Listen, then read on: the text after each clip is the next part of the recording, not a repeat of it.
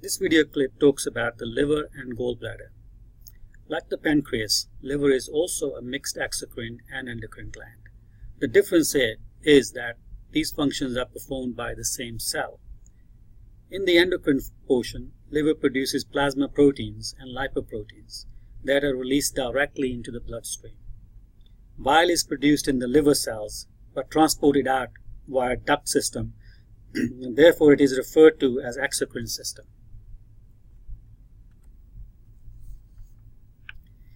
This schematic describes the organizational structure of liver called classical lobule. The liver is composed of these units that act in concert to carry out its function. In the center of the lobule is the central vein, shown here by this arrow.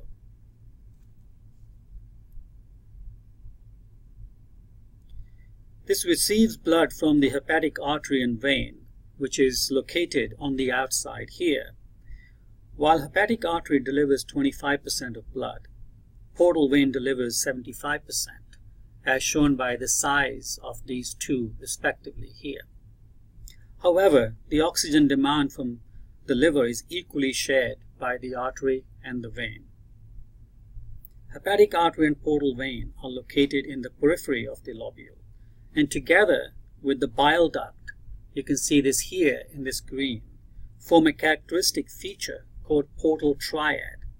Sometimes lymphatic vessels are also seen in this area, but the name stays the same, portal triad.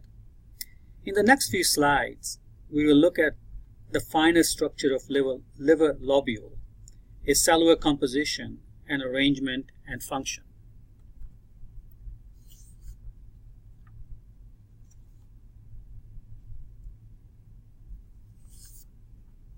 The schematic shows that hepatocytes are arranged in plates, and these are related to the blood supply in the sinusoid, which comes from the portal triad towards the central vein, so the blood flows from the outside in. In this picture, the hepatocytes are shown in green to highlight their arrangement in plate form.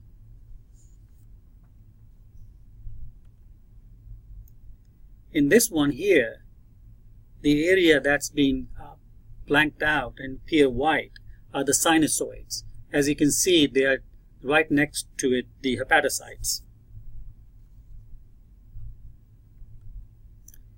In this particular picture, you can see that the sinusoids are now filled with blood as represented by the red color.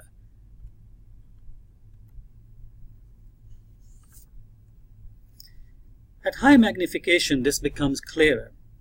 Here the sinusoids are shown in blue, you can see that here, and arrows pointing towards the central vein indicating blood flow from the portal triad into the central vein. Hepatocytes are shown as adjacent blocks with green arrows here, which indicates the flow of bile from the center of the bile duct to the center of the bile duct in the portal triad, which is located here. This is done through these small channels called canaliculi, and we will look at their structure later properly in the EM, here and in the lab. In this particular slide, you can also see the Kupffer cells shown here in yellow, and these are the cells referred to as the liver macrophages.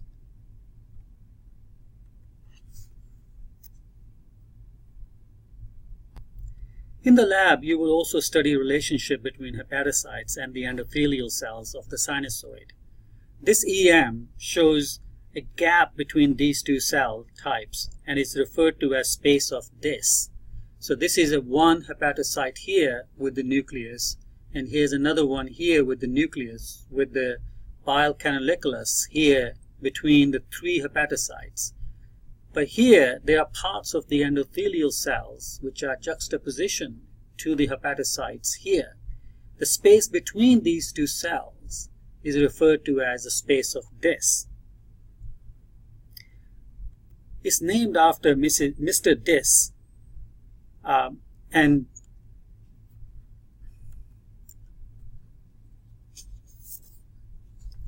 In order to understand the functional or pathological aspects of liver, it's important to know the organizational structure around the lobule. There are three concepts to master here.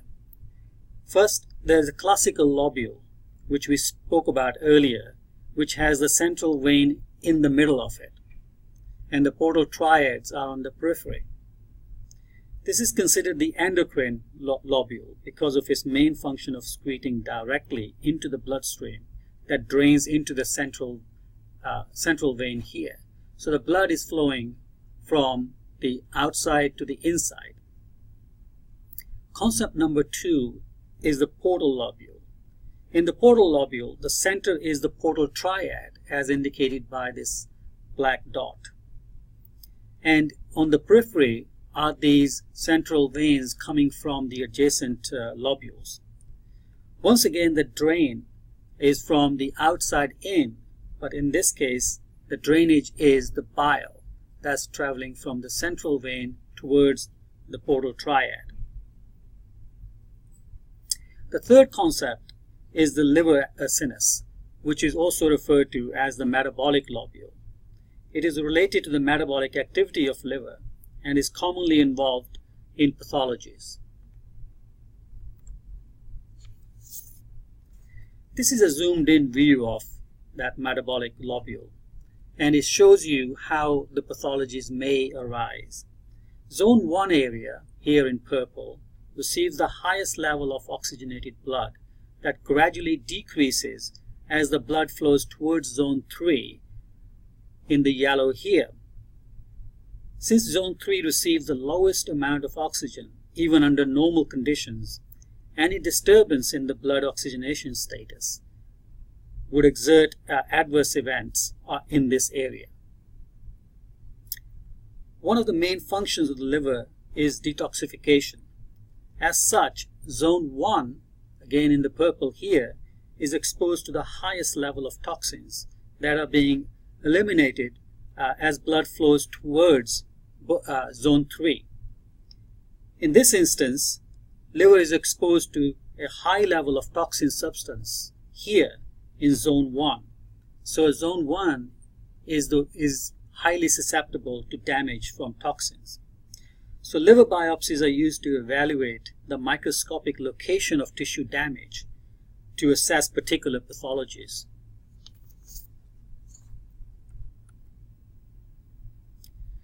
Like in other organs, liver has neighborhood where different cell types reside in to perform specific functions.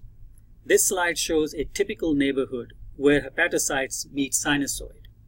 Hepatocytes are active in synthesizing and secreting proteins as evidenced by prominent rough endoplasmic reticulum and mitochondria within their cytosol.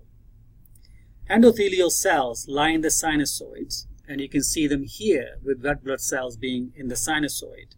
And you can also see the Kupffer cells incorporating themselves into those sinusoids. This picture also shows the space of this in a more pronounced way, the space between the hepatocyte as well as the adjacent endothelial cells. Bile canaliculi can also be seen in the adjacent hepatocytes here, for example, which are connected to each other with strong zona occludens, which allow adherence of adjacent cells strongly. One other thing to note here, that there are some resident specialist cells highlighted here as etocells.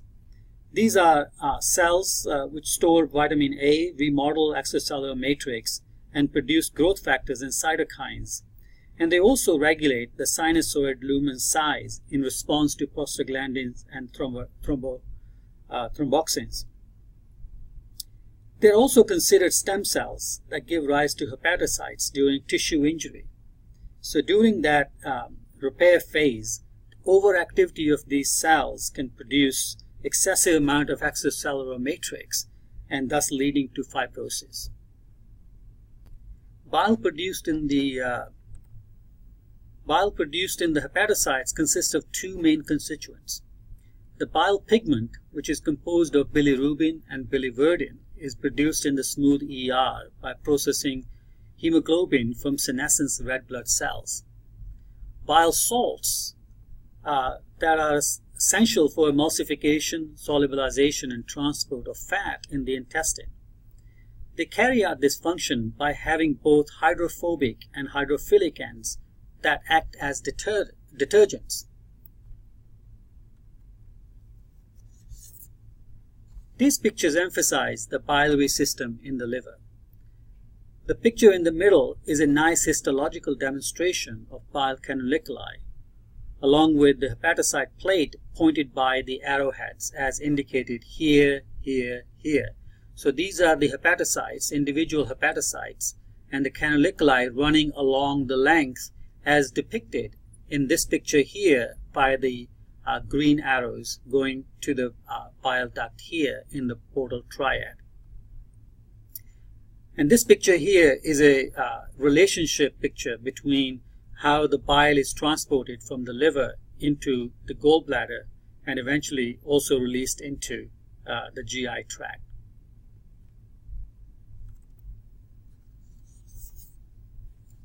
Finally, the gallbladder. This is a thin-walled structure that is characterized by highly folded mucosa with simple columnar epithelium. Gallbladder can distend because of these foldings and in cross-section appear to have cystoid spaces, and we'll see that in a histological picture a little bit later. So histologically, it also lacks conspicuous submucosa. Because the muscularis mucosa is also thin, lamina propria appears to be sitting directly on muscularis externa. Part of gallbladder is attached to the liver, and that part has adventitia on the outside. The remainder surface of the gallbladder is classified as serosa.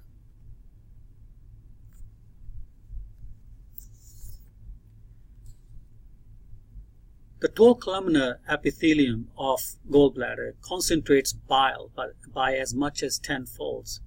This is accomplished by actively pumping of ions and water across the epithelial cell layer with absorption of fluid by lymphatic vessels and capillaries in the lamina propria.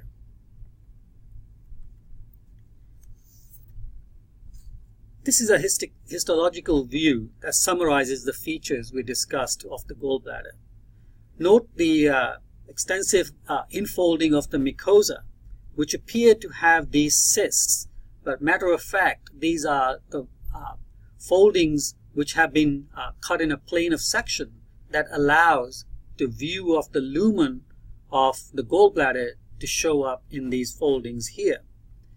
You also notice there is lack of that submucosa. There is no real separation between mucosa and muscularis externa. The muscle layers in the muscularis externa are also running in multiple directions for the whole gallbladder to distend in all directions. One other thing to note in this particular slide is the adventitia rather than serosa. So you can see this muscularis externa ending here, and then all this is the adventitia. This concludes this video. Further information is available in lecture notes and histology lab guide and pre-lab. Thank you.